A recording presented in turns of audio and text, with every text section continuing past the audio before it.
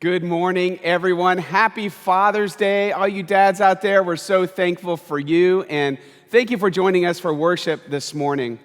Over the last couple of weeks, we've been looking at this idea of what's the relationship between faith and fear, and how do we live where our faith is greater than our fear, because that's the only way to move forward. We've talked about fear in that it's a necessary survival instinct, right? If I see the grizzly bear coming, I want to survive. I want to make sure that I get away. Fear is something that we are given when we are created in order to keep us alive. But the problem is human fear is something that is broken by sin. So our fear gets really distorted really fast, and it can become a barrier, especially between us and God, or us and being faithful to what God is asking us to do. And so over the last couple of weeks, just to review, we've said a few things. The first is, fear can get in the way of trusting God. And that's one of the big barriers that we have to overcome, right? Fear can get in the way of trusting God. And that's when fear can stop us from being the people that God's created us to be. But if we live in God's love cycle with a God-sized love, that drives out fear. Where we experience God's love, we share that love with others, then they in turn see God's love. It's a cycle that we are meant to live in. And when we do that, it helps us to move forward past our fear into what God has for us. And then we talked about, though, none of that really matters if we don't have an adequate understanding of God. If Jesus is anything less than the Son of God, anything less than the one who lived, died, and rose again for our sins, then he's never going to be enough. If I try to put my life's weight on a Jesus that isn't strong enough to hold me, my faith is never going to last. I'm always going to have more fear than I have faith. Just like the movie Jaws, you're going to need a bigger boat. You're going to need a bigger Jesus.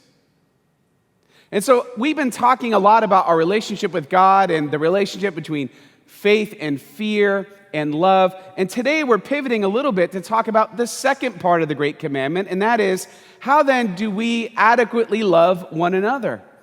Remember what Jesus said, love the Lord your God with all your heart, soul, mind, and strength, and love your neighbor as yourself.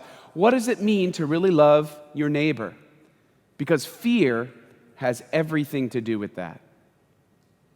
Boy, fear can be really powerful. When I'm walking through the woods, let's say in the daytime, like our family did yesterday, I don't know, I'm not particularly scared. I know some people get freaked out by poison ivy and ticks and all that. I mean, I guess those are all scary in their own right. But if I hear a noise or a rustling in the woods when I'm walking in the daytime, no big deal, right? Because I can actually physically look and see what's there. But you'd shut the lights off, you go to night, and everything just kind of changes, doesn't it?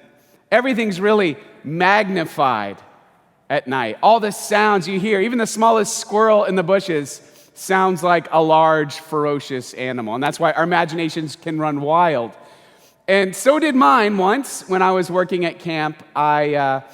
Everybody knew that for whatever reason, I was scared of bears at camp. And we had heard that there had been bears in camp going through the trash and other things. Now, when I hear bear, I don't know if it's because I grew up in California, but I think grizzly. I think tear your head off bear.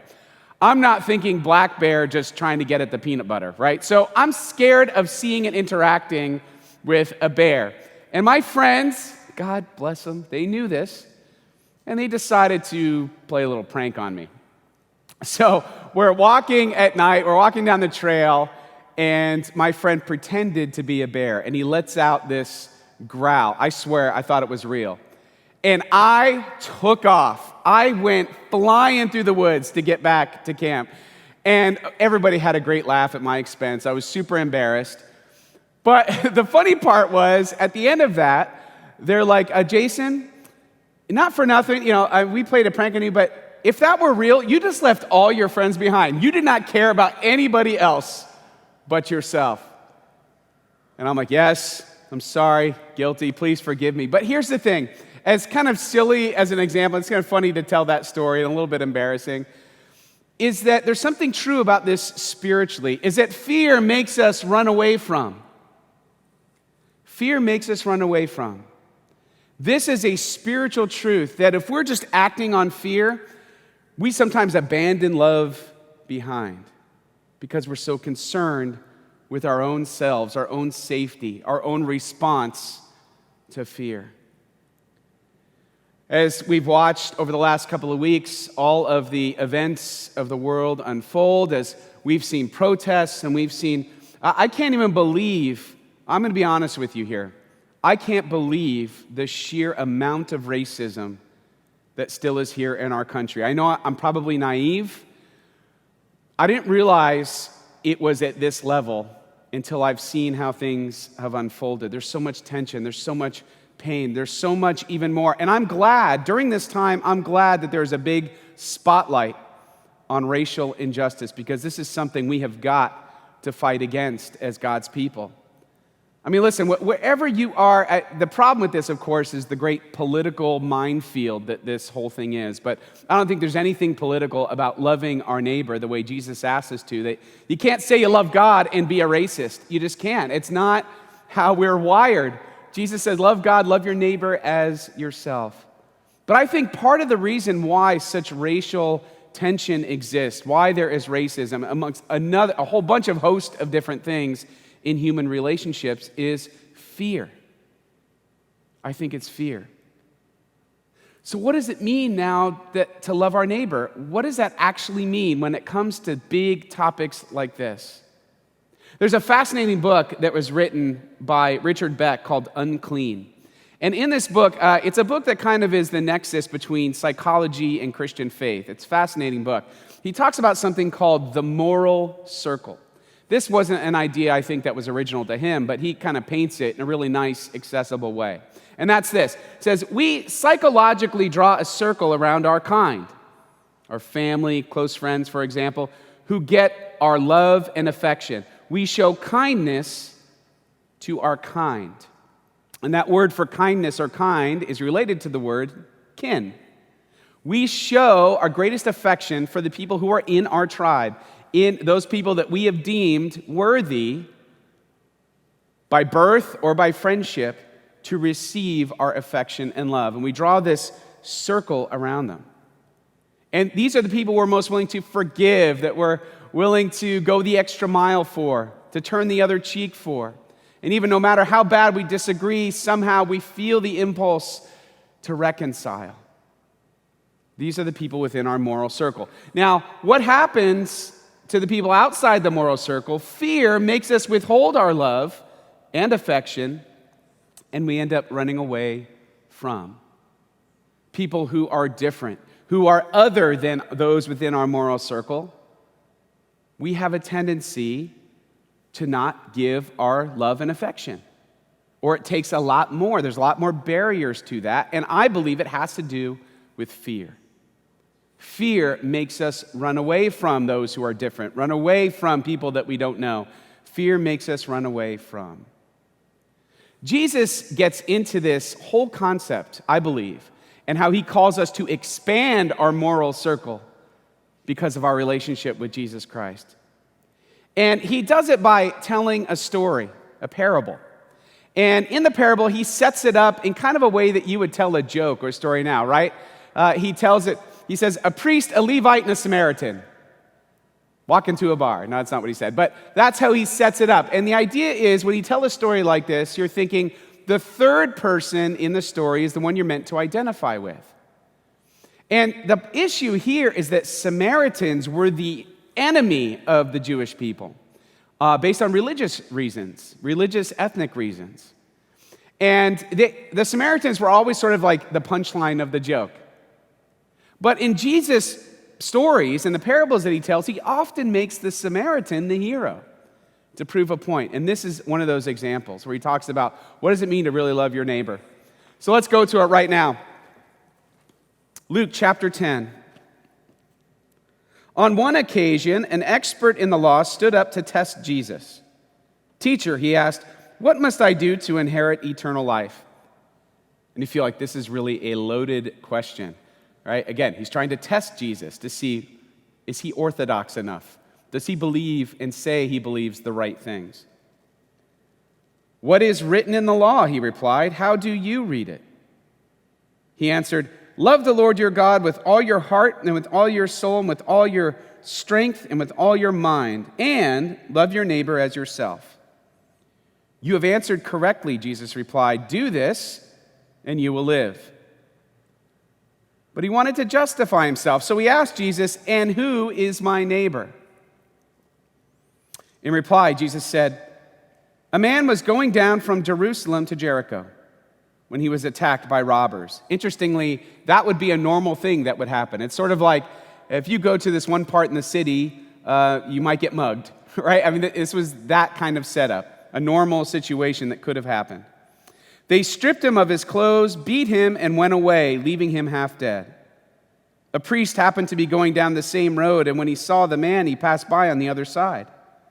So too, a Levite, when he came to the place and saw him, passed by on the other side. But a Samaritan, as he traveled, came where the man was. And when he saw him, he took pity on him. He went to him and bandaged his wounds, pouring on oil and wine. Then he put the man on his own donkey, brought him to an inn, and took care of him. The next day he took out 2 denarii and gave them to the innkeeper. Look after him, he said, and when I return, I will reimburse you for any extra expense you may have. Which of these 3 do you think was a neighbor to the man who fell into the hands of robbers? The expert in the law replied, the one who had mercy on him. Jesus told him, go and do likewise. This story would have been very offensive to the Jewish ear. What Jesus says, when we think of the idea of the Good Samaritan, it's something that we kind of just accept. But this idea that the Samaritan was the hero and not the priest or the Levite was a big deal. Why? Well, I often think, kind of like in the Catholic Church, I know culturally in our country, because of a lot of things that have happened in the Catholic Church and many churches, other kinds of churches, is that priests or clergy are not held maybe in the same esteem they once were. But the idea is kind of similar, that at one time, priests were considered to be people of privilege. They were the people of honor. They were the spiritual heroes, the ones that you looked up to say, if anybody's going to have it figured out about God, it's that person. Well, in a similar way, priests and Levites in the time of Jesus had a privileged status in society. They were the heroes that little kids looked up to. Why? Well, like the Catholic priests, they're part of the heart of worship for the community. They were believed to be the ones closest to God. And so priests and Levites, that could be a little confusing because if you remember when we did this story, we talked about priests had to come from the tribe of Levi. They had to be Levites. But not all Levites were priests. So this is what Jesus is setting up. He's saying, the priest, the one who should know what to do according to the law, he is the highest rung of the people we expect to get it right. Then the Levites are the priestly class. They might not be priests, but they're a close number 2. They also should get it right. Maybe not the same expectations as the priests, but not too far behind. And you would expect in this story that the priests and the Levites would be the heroes, that the punchline would be against the Samaritans. And of course, we're meant to experience that point personally. See, in this story, we ask the question, why didn't they do anything? Well, because fear makes us run away from. So what was it that they were afraid of? Well, it could have been a couple of things. One is, it says that the man who had been hurt was left for dead. If that's true, there's a serious issue, according to the law, especially if you're a priest, about coming around a dead body. You could be defiled, which means you have to temporarily give up your priestly duties and go through this process of being made ceremonially clean again. It could have been a fear of that. Could have been a fear of the cost, time, expense. Hey, I can't perform my priestly duties. I can't go about my normal duties that are essential to the worshiping life of this community because I have to tend to this person. And it may cost me something. We may have to go travel to take care of this person. Do you spend money on this person? Of course, the Samaritan is lavish with his money and goes the extra mile and takes care, not only shows pity, But then says, if there's any more expenses, I'll take care of it. I'll reimburse whatever the expenses are in order to properly take care of this person. And before we jump all over the priests and Levites about getting it wrong, I feel like we're also meant to wrestle with this question. Why didn't I do anything? When I had the opportunity, why didn't I say something? Why didn't I step forward? Why didn't I care for that person? We're meant to identify with our shortcomings in following God, that sometimes following God is something that we talk a lot about but don't actually do. What is all the importance of the law and worship and everything else? It's to love our neighbors, to love as Jesus loved, to not avoid those opportunities when they come our way.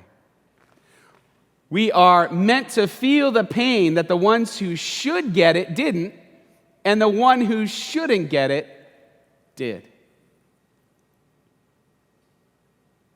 What do we learn about loving our neighbor? We learn that fear is powerful. We learn the original question, who is my neighbor?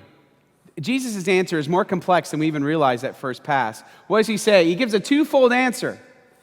Anyone in need of love is now our neighbor. Our moral circle has now expanded to anybody who is in need of our love. But more than that, how does he respond here? Which one was a neighbor to this man? He's flipping it. The neighbor isn't just the person in need. The neighbor is you. How are you acting as a loving neighbor to your neighbor? The one who shows love is the one. The one who took pity on him is the one who was a good neighbor. You see, this idea of being a good neighbor is critical. It's essential. It's a core component of what it means to love God. And it's not just me saying it. This is what Jesus said in the Great Commandment. You can't say you love God and not love your neighbor. Remember, fear will cause you to run away from. But love calls you to run towards. This, I think, is the default posture that God gives us to live. Love runs towards. Yes, even it might be a scary or fearful situation. If it means loving somebody else, it's calling us to walk towards that person. You could quickly see how the divides of racism and any other ism that is out there can be conquered by loving the way Jesus calls us to love. Because we run toward, we're called toward, not running away from. So, how is it that we love our neighbor? There's a wonderful movie that you're probably familiar with, Remember the Titans. And it tells the true story of high school coach, football coach Boone, and when they were integrating schools, they were integrating this high school, and they went on in their football team. It tells the story of the divide between the white and the black students and their team and the culture around them and everything that happened. And they were able to come together, and they ended up winning the Virginia State football championship. Now, after the movie came out, the real Coach Boone, played by Denzel Washington, but the real Coach Boone was talking about his experience, and he says this. This is from an interview that he had. I created a system by which these young people began to celebrate their differences. When they learned to respect each other and embrace each other, they marched throughout the state of Virginia until they reached the pinnacle of football, the state championship. What did it mean to me? That God does work in mysterious ways. We found a way to show the world the true meaning of diversity, that you can overcome your fear. I think today we need to internalize these questions, right? Who is my neighbor? How am I being a good neighbor? Jesus is calling you to expand your moral circle. After all, he's not calling us to do something he didn't do. For God so loved the world, he gave his one and only Son. That's how big our moral circle is supposed to expand to the world. We have a long way to go. but our God will get us there. And if we can begin to trust and to run towards out of love and not away from out of fear, that's how we start. That's how we start living our faith over fear. May God bless you this week. Again, happy Father's Day. May we all lean forward in faith and not let fear drive us away. Amen.